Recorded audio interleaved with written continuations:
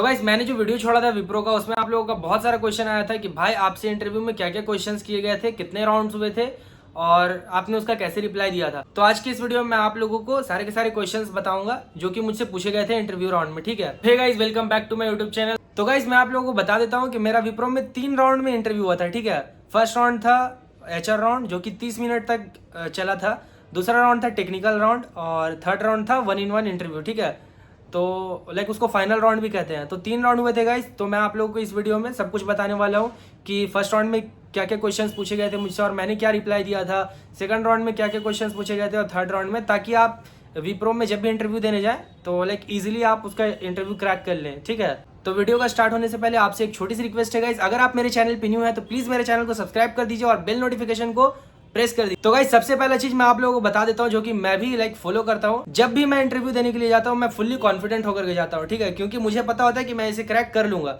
अब बाद में उसे मैं कर पाऊँ या ना कर पाऊँ, लाइक पहला 2-3 राउंड भी अगर मैं अच्छा दे देता हूँ कॉन्फिडेंट होकर के, तो नेक्स्ट राउंड अच्छा हो ही जाता है। तो आप लोगों से मैं एक ही चीज़ कहना चाहूँगा कि आप जब भी इंटरव्यू देने के लिए जाओ खुद पे भरोसा रखो और फुल्ली कॉन्फिडेंट होकर के जाओ। ठीक है, क्योंकि एचआर आपका बॉडी लैंग्वेज भी चेक करता है और आपका कॉन्फिडेंस लेवल भी चेक करता है। ठीक है, तो गाइस मैं आप लोगों को अभी बता देता हूँ कि फर्स्ट राउंड में जो कि एचआर राउंड था उसमें मुझसे क्या क्या क्वेश्चंस किए गए थे और मैंने उसका क्या क्या रिप्लाई दिया। तो गाइस सबसे पहला क्वेश्चन जो एचआर ने मुझसे किया था कि इंट्रोड्यूस योरसेल्फ, जो कि आप जब भी इंटरव्यू में जाते हैं तो सबसे पहला क्वेश्चन एचआर का यही रहता है, introduce yourself, tell me about yourself. तो मैंने उनको सिंपली रिप्लाई दिया था कि hi my name is MD Junaid Khan and I have 1 year experience in BPO sector in Amazon process. तो जैसे ही उन्होंने सुना कि मैं अमेजॉन में ऑलरेडी काम कर चुका हूँ 1 साल से ज़्यादा और मेरे पास एक्सपीरियंस है, तो उन्होंने तुरंत मुझसे तुरंत वहाँ पे मुझे स्टॉप किया और मुझसे एक क्वेश्चन किया उन्होंने, if you are currently working in Amazon so why do you want to leave it. तो मैं भी चालाक था गाइस, मैं तो जब भी इंटरव्यू जाता हूँ तो पहले क्वेश्चन आंसर बना करके जाता हूँ, थोड़ा देख करके जाता हूँ।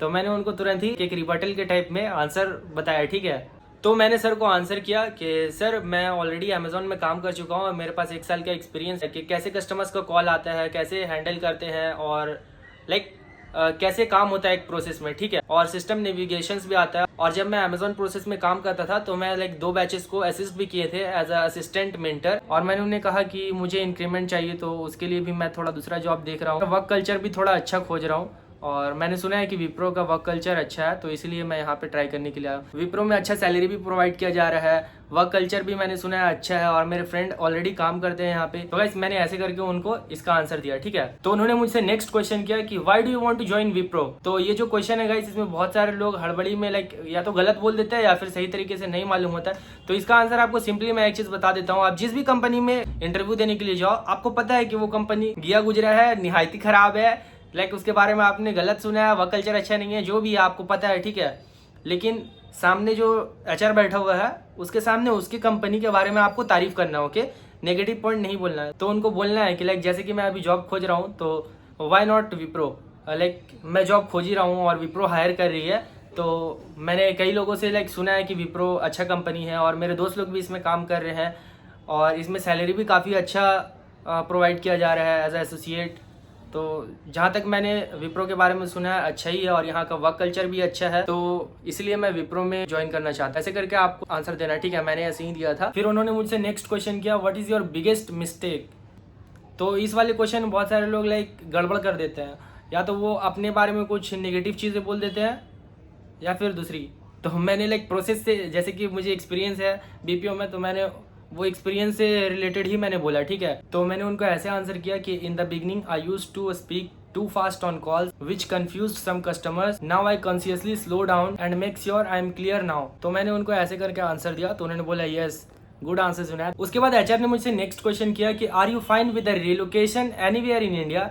ये जो क्वेश्चन होता है गाइस बहुत ही इंपॉर्टेंट होता है। तो ये वाला जो क्वेश्चन था गाइस ये डायरेक्टली यस और नो में आंसर देने का था। ठीक है, तो मैंने डायरेक्टली बोला यस करके हटा दिया। इस टाइप का जो क्वेश्चन होता है गाइस इंटरव्यू में, एचआर की तरफ से एक ट्रिक होता है। ठीक है, वो चाहते हैं कि बंदा कहीं पे भी नो बोले और उसका इंटरव्यू वहीं पे खत्म कर दे। ठीक है, जहां पे आपने नो बोल दिया वो बोलेंगे ठीक है we are done with your interview, you can go now, ऐसे करके खत्म कर देंगे। ठीक है, तो आपको कहीं पे भी नो नहीं बोलना है। आपको पता है कि आप रिलोकेट नहीं करोगे, आप कोलकाता का इंटरव्यू दे रहे हो, आप कोलकाता का ही दोगे, आप दिल्ली का इंटरव्यू दे रहे हो, आप सिर्फ दिल्ली में ही जॉब करोगे, रिलोकेशन क्यों करोगे। लेकिन आपको इंटरव्यू में यस करना है क्योंकि उनको यस सुनने का आदत हो गया है। ठीक है, नो बोलोगे तो वो लोग फिर रिजेक्ट कर देंगे। तो मैंने यस बोल करके खत्म कर दिया शॉर्ट में। ठीक है, तो गाइस फर्स्ट राउंड में मुझसे इतने ही सारे क्वेश्चंस किए गए थे एचआर की तरफ से, जो कि मैंने आपको क्वेश्चंस विद आंसर प्रोवाइड किए हैं, ठीक है।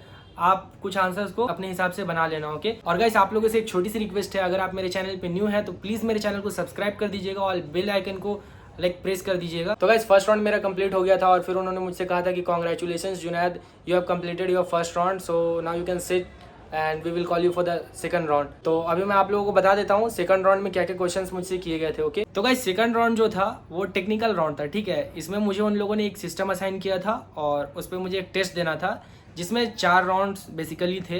फर्स्ट राउंड था typing test, second listening test, third round था गाइस एसे राइटिंग और फोर्थ राउंड था ग्रामर टेस्ट, ठीक है।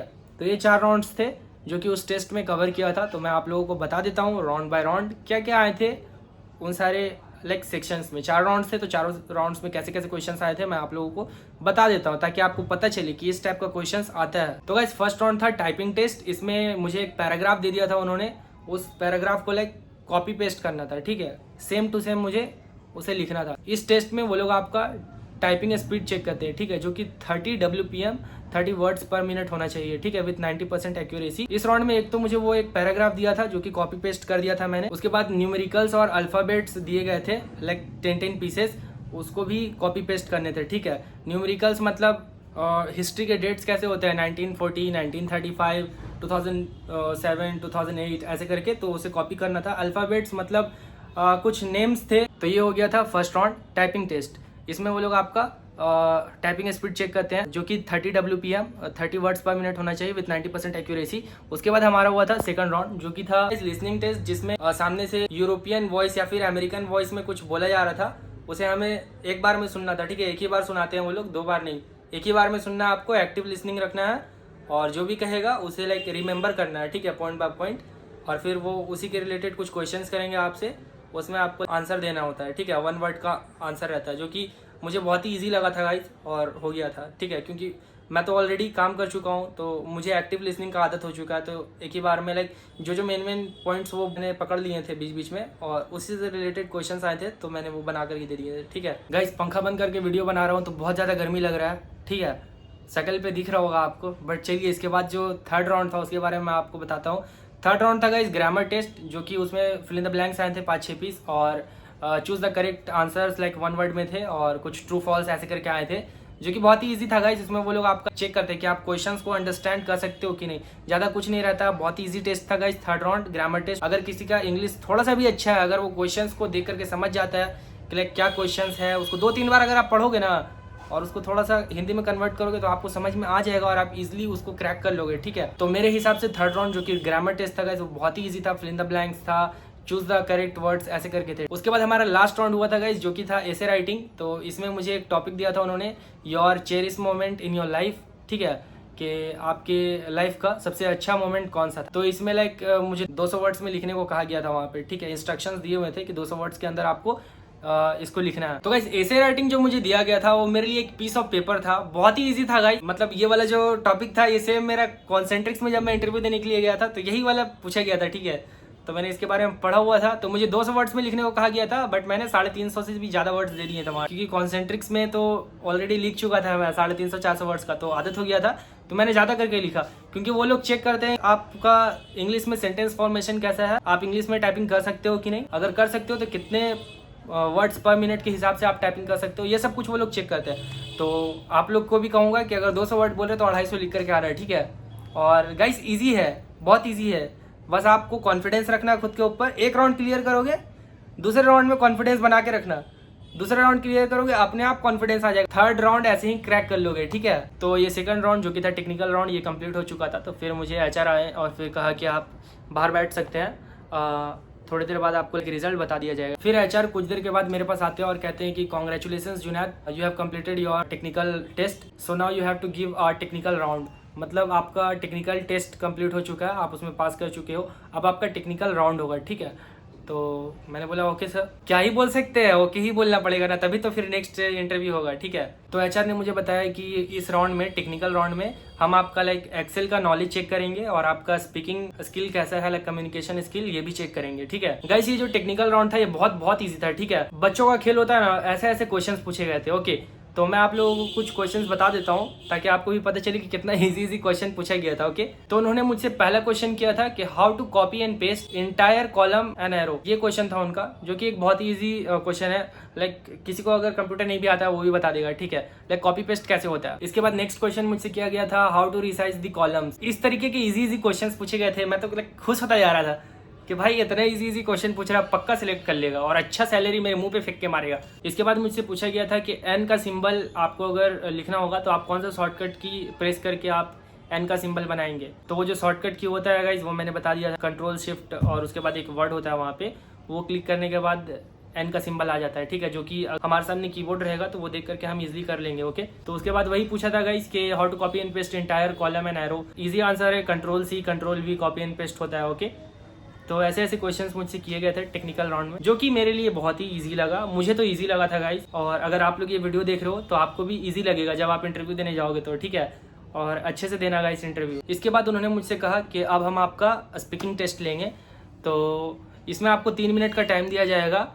हम आपको एक टॉपिक कहेंगे, उसमें आपको इंग्लिश में कंटिन्यूअसली 3 मिनट तक बोलते रहना है। जब हम आपको स्टॉप करेंगे, रुकने को कहेंगे, तभी आपको रुकना है, लगातार बोलना है। ओके, तो मैंने कहा ओके। तो गाइस उन्होंने मुझे वुमेन एम्पावरमेंट के ऊपर टॉपिक दिया था और बोला था 3 मिनट आप इस पे कंटिन्यूअसली बोलते रहिए इंग्लिश में। तो गाइस वुमेन एम्पावरमेंट के बारे में मुझे जो भी पता था मैंने 3 मिनट तक कंटिन्यूअसली इंग्लिश में बोला उनको, ठीक है। तो मैंने उसमें बहुत सारी चीज़ें ऐड किए थे, लाइक वुमेन सेफ्टी, या फिर राजा राम मोहन रॉय के टाइम पे जो हुआ था सती सिस्टम और विडो मैरिज, वो सारी कुछ मैंने इंक्लूड किया था। और उसको लंबा करने के लिए मुझे करना पड़ा था, तो मैंने उसको खींचा था, ठीक है। खींच के चला गया था 2.5-3 मिनट। फिर उन्होंने मुझे बोला था स्टॉप, तभी मैं रुका था। जब तक वो स्टॉप नहीं करेंगे आपको रुकना नहीं है, बोलते रहना है, ठीक है।